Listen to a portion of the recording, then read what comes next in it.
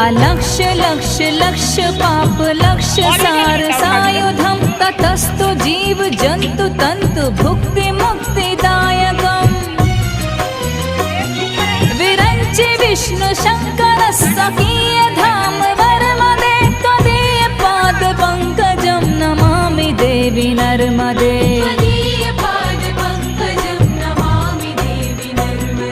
Namami Devi